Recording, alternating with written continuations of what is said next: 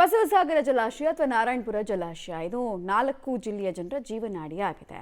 ರೈತರು ಈ ಡ್ಯಾಂನಿಂದ ಬಿಡುವಂತಹ ನೀರನ್ನು ನಂಬಿಕೊಂಡು ತಮ್ಮ ಬೆಳೆಗಳನ್ನು ಬೆಳೀತಾರೆ. ಅಂಥದ್ರಲ್ಲಿ ಸರ್ಕಾರದ ಯಾವುದೇ ಆದೇಶ ಇಲ್ಲದೇ ಇದ್ರೂ ಕೂಡ ಅಧಿಕಾರಿಗಳು ಈ ಡ್ಯಾಂನಿಂದ ರಾತ್ರೋರಾತ್ರಿ ತೆಲಂಗಾಣಕ್ಕೆ ನೀರು ಬಿಡೋ ಕೆಲಸವನ್ನು ಮಾಡ್ತಾ ಇದ್ದಾರೆ.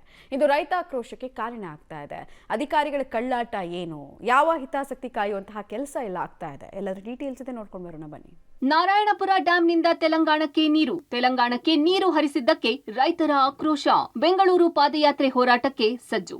ಯಾದಗಿರಿ ಜಿಲ್ಲೆಯ ಹುಣಸಗಿ ತಾಲೂಕಿನ ನಾರಾಯಣಪುರ ಬಳಿಯ ಬಸವಸಾಗರ ಜಲಾಶಯದಿಂದ ತೆಲಂಗಾಣಕ್ಕೆ ನೀರು ಬಿಡಲಾಗಿದೆ. ನೀರಾವರಿ ಇಲಾಖೆ ಅಧಿಕಾರಿಗಳ ವಿರುದ್ಧ ರೈತರ ಆಕ್ರೋಶ ಜೋರಾಗಿದೆ. ಕಳೆದ 3-4 ದಿನಗಳಿಂದ ಬಸವಸಾಗರ ಡ್ಯಾಂನಿಂದ ತೆಲಂಗಾಣಕ್ಕೆ ಕೃಷ್ಣಾ ನದಿ ಮೂಲಕ ನೀರು ಹರಿಬಿಡಲಾಗಿದೆ. ರಾತ್ರಿ ವೇಳೆ ಸುಮಾರು 1.24 ಟಿಎಂಸಿಯಷ್ಟು ನೀರನ್ನ ಹರಿಸಲಾಗಿದೆ. ತೆಲಂಗಾಣಕ್ಕೆ ನೀರು ಬಿಟ್ಟಿದ್ದನ್ನ ರೈತರು ಖಂಡಿಸಿದ್ದಾರೆ. ಬಸವಸಾಗರ ಜಲಾಶಯ ನೀರನ್ನೇ ಯಾದಗಿರಿ, ವಿಜಯಪುರ, ಕಲಬುರಗಿ ಹಾಗೂ ರಾಯಚೂರು ಜಿಲ್ಲೆಯ ಲಕ್ಷಾಂತರ ರೈತರು ಅವಲಂಬಿಸಿದ್ದಾರೆ. 4 ಲಕ್ಷ ಹೆಕ್ಟೇರ್ ಪ್ರದೇಶದಲ್ಲಿ ಬೆಳೆಯನ್ನ ಬೆಳೆಯುತ್ತಾರೆ.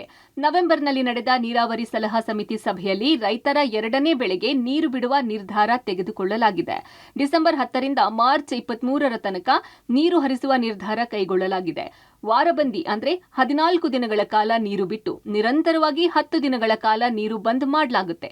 ಇದರಿಂದ ರೈತ ಮುಖಂಡರು ಆಕ್ರೋಶ ಹೊರಹಾಕಿದ್ದಾರೆ. ಮಾರ್ಚ್ 10ರ ತನ ಏನಪ್ಪಾ ಅಂದ್ರೆ ನೀರು ಹರಿಸ್ಬೇಕಂತೇಳಿ ಏನು ವಾರಬಂದಿ ಮುಖಾಂತರ ರೈತರಿಗೆ ನೀರು ಕೊಡ್ತಾ ಇದ್ದಾರೆ.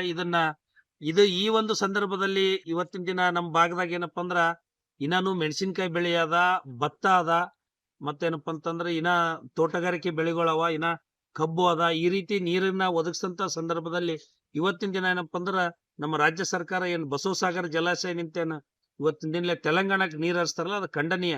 ಯಾಕಪ್ಪ ಅಂದ್ರೆ ಇವತ್ತಿನ ದಿನಲೇ ಕಲಬುರಗಿ ನಗರಕ್ಕೆ ಕುಡಿಯೋಕ್ ನೀರ್ ಬೇಕು, ಮುಂದಿನ ಬೇಸಿಗೆ ದಿನಮಾನದಾಗ, ಮತ್ತು ಯಾದಗಿರಿ ನಗರಕ್ಕೆ ಕುಡಿಯೋಲಕ್ ನೀರ್ ಬೇಕು, ಬಿಜಾಪುರಕ್ಕೆ ಬೇಕು, ಬೆಳಗಾವ್ ಬೇಕು, ಮುದ್ದೇಬಾಳ ಮತ್ತು ಏನಪ್ಪಾ ಅಂದ್ರೆ ಬಾಗಲಕೋಟೆ ದೊಡ್ಡ ದೊಡ್ಡ ನಗರಗಳಿಗೂ ಕೂಡ ಕುಡಿಯೋದಕ್ಕೆ ನೀರು ಬೇಕು. ಕಳೆದ ವರ್ಷ ಡ್ಯಾಂನಲ್ಲಿ ನೀರಿನ ಕೊರತೆ ಇದ್ದ ಕಾರಣಕ್ಕೆ 2ನೇ ಬೆಳೆಗೆ ನೀರು ಬಿಡೋಕೆ ಅಧಿಕಾರಿಗಳು ಹಿಂದೇಟು ಹಾಕಿದ್ರು. ಇದೇ ಕಾರಣಕ್ಕೆ ರೈತರು ನಿರಂತರ ಹೋರಾಟ ಮಾಡಿದ್ರು. ಕೆಲ ಸಂಘಟನೆಗಳು ಡ್ಯಾಂಗೆ ಮುತ್ತಿಗೆ ಹಾಕುವ ಪ್ರಯತ್ನ ಕೂಡ ನಡೆಯಿತು. ಇಷ್ಟಾದ ಬಳಿಕ ಸರ್ಕಾರ ರೈತರಿಗೆ ನೀರು ಒದಗಿಸುವ ಕೆಲಸ ಮಾಡಿತ್ತು. ಆದ್ರೆ ಈಗ ಡ್ಯಾಂನಲ್ಲಿ ನೀರಿದೆ ಅನ್ನೋ ಕಾರಣಕ್ಕೆ ಸರ್ಕಾರದ ಯಾವುದೇ ಆದೇಶವಿಲ್ಲದೇ ಇದ್ರೂ ಅಧಿಕಾರಿಗಳು ನೀರು ಬಿಟ್ಟಿದ್ದಾರೆ. ನಿನ್ನೆ ಕೃಷ್ಣ ಭಾಗ್ಯ ಜಲ ನಿಗಮ ನಿಯಮಿತ ಕಚೇರಿಗೆ ಭೇಟಿ ನೀಡಿದ ಮಾಜಿ ಸಚಿವ ರಾಜುಗೌಡ ಅಧಿಕಾರಿಗಳ ವಿರುದ್ಧ ಕೆಂಡ ಕಾರಿದ್ದಾರೆ. ಯಾವ ಆದೇಶ ಇರಲಾರ್ದ ಮೌಖಿಕವಾಗಿ ನೀರು ಬಿಟ್ಟಿದ್ದಾರೆ. ಅದು ಹಗಲತ್ತು ಬಿಟ್ಟಿಲ್ಲ, ರಾತ್ರಿ ನೀರು ಬಿಡ್ತಿದ್ದಾರೆ. ರಾತ್ರಿ ನೀರು ಬಿಡೋ ಉದ್ದೇಶ ಏನು? ಹಗಲತ್ತಾದ್ರೆ ಎಲ್ಲ ರೈತರಿಗೆ ಜನರಿಗೆ ಗೊತ್ತಾಗ್ತಾನೆ ಒಂದು ಉದ್ದೇಶ ಬಿಡ್ತಿದ್ದಾರೆ. ಈಗ ಕೇಳಿದ್ರಿಲ್ಲ, ಈ ಕೆಳಗಡೆಯಲ್ಲಿ ನೀರಿಲ್ಲ, ಅದಕ್ಕೋಸ್ಕರ ನೀರು ಕೇಳ್ತಿದ್ದಾರೆ ಅಂದ್ರೆ ಯಾರು ಯಾದಗಿರಿ ಜಿಲ್ಲಾಧಿಕಾರಿಗಳು ಏನಾರ ರಿಕ್ವೆಸ್ಟ್ ಮಾಡಿದ್ರು ಅಥವಾ ರಾಯಚೂರು ಜಿಲ್ಲಾಧಿಕಾರಿಗಳು ಏನಾರ ರಿಕ್ವೆಸ್ಟ್ ಮಾಡಿದ್ರು? ಯಾರು ರಿಕ್ವೆಸ್ಟ್ ಮಾಡಿಲ್ಲ.